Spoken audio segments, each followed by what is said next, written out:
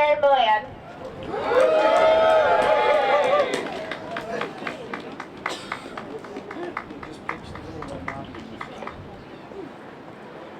You've heard a lot so far about the funding of abortion and the financial drain it has on our healthcare system.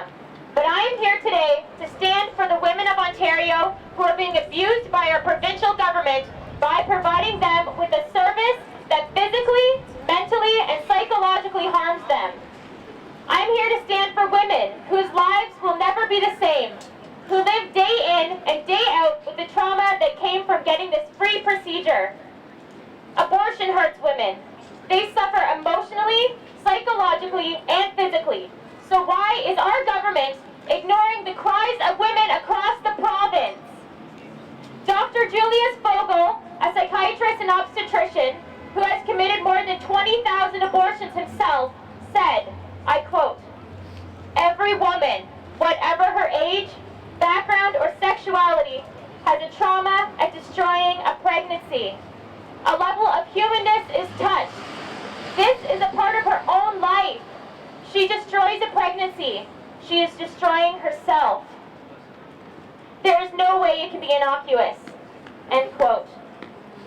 Post-abortion trauma is a serious health concern to women across Ontario and adds to the financial strain that on our healthcare system. Studies have shown that a minimum of 20% of women who abort will experience post-traumatic stress disorder. This should not be surprising, given that when you ask women who've had abortions why they choose to abort, their number one response is, "I thought I had no choice."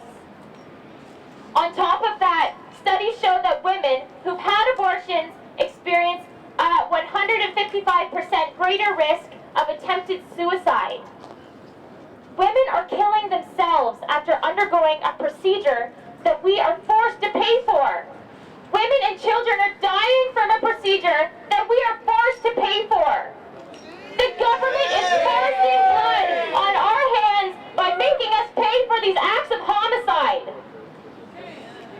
Our very own College of Physicians and Surgeons of Ontario found that women who've had abortions are 5 times more likely to be hospitalized for psychiatric problems. The doctors in our very own backyards acknowledge the serious and detrimental risks inflicted on women, and yet our government is ignoring these facts.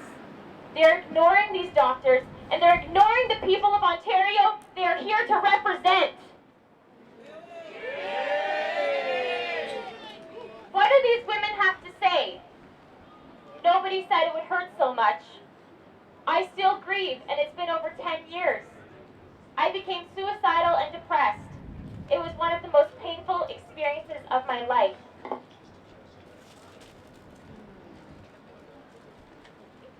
These are just some of the hundreds of thousands of testimonies of post-abortive women who are now speaking out. If $30 to $50 million is being spent on the cost of abortion, how much more money is being used to cover the side effects that abortion has on women? Based on the 2013 report by the Mental Health Commission of Canada, we have estimated the cost to be over $500 million annually. Think of what our province could do with $500 million. We could hire more nurses, more doctors, we could buy more MRI machines. We could help eliminate wait times in emergency rooms and provide greater funding for the treatment of autistic children. We could actually fund genuine areas of healthcare that are life-giving instead of life-ending. Although defunding abortion will not make this procedure illegal, it will drastically reduce the number of abortions committed in Ontario and set each one of us free from indirectly contributing to the pain and suffering inflicted on women and children through abortion. By defunding abortion, it would send a clear message that this is not a legitimate healthcare procedure, and therefore fewer women would make that harmful choice. So if we want to save our crumbling healthcare system, if we want to save children, if we want to save